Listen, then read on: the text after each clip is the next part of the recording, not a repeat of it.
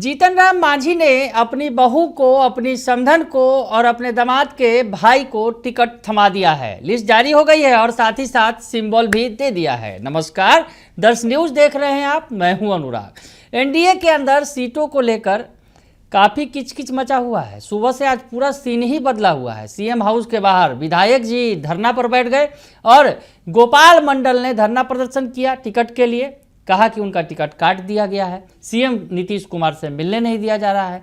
और उधर ही भागलपुर के सांसद अजय मंडल ने इस्तीफा भेज दिया सीएम नीतीश कुमार को कि उनकी सुनी नहीं गई। वो भी आपसे मिलना चाहते थे नीतीश कुमार से, लेकिन मिल नहीं पाए, 10 दिन से प्रयास कर रहे थे, तो ऐसे में उन्होंने इस्तीफा दे दिया।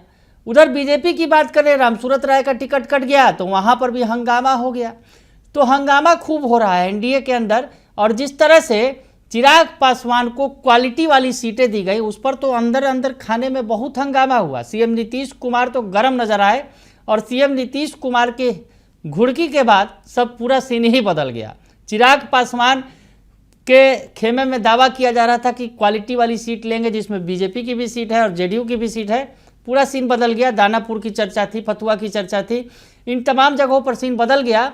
लालगंज का है, गायघाट की बात थी। इन तमाम सीटों पर जो है चिराग पासवान का दावा था, दिख रहा था कि चिराग पासवान को ये सीट मिलेगी, लेकिन सीएम नीतीश कुमार की नाराजगी के बाद पूरा सीन बदल गया और बीजेपी कोटे की जो सीट थी या फिर जेडीयू कोटे की सीट उनके पास ही रह गई है। ज़्यादातर सीटें बीजेपी की, और जेडीयू ने तो साफ इनकार कर दिया कि हम अपने कोटे की सीट नहीं देंगे चिराग पासवान को।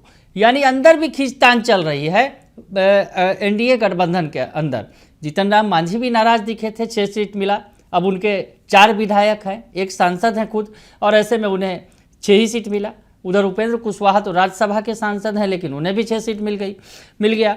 तो ऐसे में जीतन राम मांझी की नाराजगी स्वाभाविक थी। वो ज़्यादा चाहते थे और कहा था उन्होंने कि रखो अपनी धरती तमाम, दे दो हमें 15 ग्राम। दरअसल 15 सीट चाहते थे जीतन राम मांझी। जीतन राम मांझी ने बहुत कोशिश की, जीतन राम मांझी की नाराजगी भी दिखी, सब कुछ हुआ, लेकिन जीतन राम मांझी अंततः 6 सीट पर मान गए हैं और उन्होंने लिस्ट जारी कर दी है। लिस्ट आपको दिखा देते हैं, जो लिस्ट जारी किया गया है जीतन राम मांझी की पार्टी की तरफ से। उसमें गया जिला के इमामगंज से दीपा कुमारी, जो जीतन राम मांझी की बहू हैं, अभी विधायक भी हैं वर्तमान में, उपचुनाव में जीत हासिल की थी उन्होंने। दीपा कुमारी फिर से मैदान में उतर रही हैं। और गया ही जी जिला के जो हैं टिकारी से अनिल कुमार, जो उनके पार्टी के प्रदेश अध्यक्ष हैं, पूर्व में भी विधायक थे और फिर से एक बार टिकारी से उतरेंगे। और उसके अलावा गया जी यानी गया जिले की ही सीट से बाराचट्टी अनुसूचित जाति की जो सीट है, वहाँ पर रिजर्व सीट है ये बाराचट्टी, ज्योति देवी को वहाँ से फिर से उतारा गया है। ज्योति देवी जीतन राम मांझी की समधन है, पूर्व में भी विधायक रही हैं और बाराचट्टी से फिर एक बार वो अपनी किस्मत आजमाएंगी। गया जी की ही सीट है अतरी, जिसके लिए जीतन राम मांझी ने अपनी इच्छा जाहिर की थी कि अतरी जो है उनका जन्मस्थली है, तो ऐसे में अतरी की सीट उन्हें दी जाए। तो अतरी की सीट दी गई है और रोमित कुमार जो है वहाँ पर कैंडिडेट बनाए गए हैं।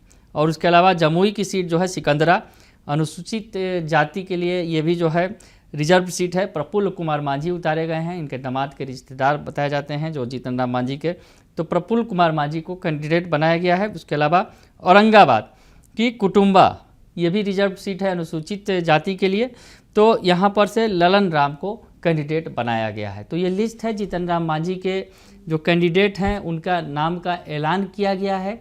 जीतन राम मांझी की नाराज़गी थी, हालांकि जीतन राम मांझी के बेटे जो हैं संतोष सुमन मांझी, बिहार सरकार के मंत्री हैं, उन्होंने स्पष्ट तौर पर कहा था कि इस तरह की बातें होती रहती हैं, किसी को भी अपनी नाराज़गी जाहिर करने का अधिकार है, लेकिन हम एनडीए के साथ हैं, मजबूती के साथ हैं। तो ऐसे में साथ खड़े होने की बात उन्होंने की थी। और अब जो है जीतन राम मांझी की पार्टी हमने तमाम जो है अगर यूँ कहा जाए नाराज़गी को दरकिनार करते हुए अपने कैंडिडेट्स को सिंबल दे दिया है। और अब चुनाव मैदान में अगर यूँ कहा जाए कि अब रणभरी बज गई है और तमाम जो दल है वो भी दे रहे हैं। जेडीयू की तरफ से भी सिंबल बांटे जा रहे हैं, उधर आरजेडी भी सिंबल बांट रही है। हालांकि सबसे ज़्यादा अभी महागठबंधन में भी पेच फंसा हुआ है। सीटों की संख्या भी अभी तक निर्धारित नहीं की गई है कि किसे कौन सी सीट मिलेगी। बने रहिए दर्शन न्यूज़ के साथ, तमाम खबरों से आपको अपडेट रखेंगे। फिलहाल के लिए इतना ही, धन्यवाद।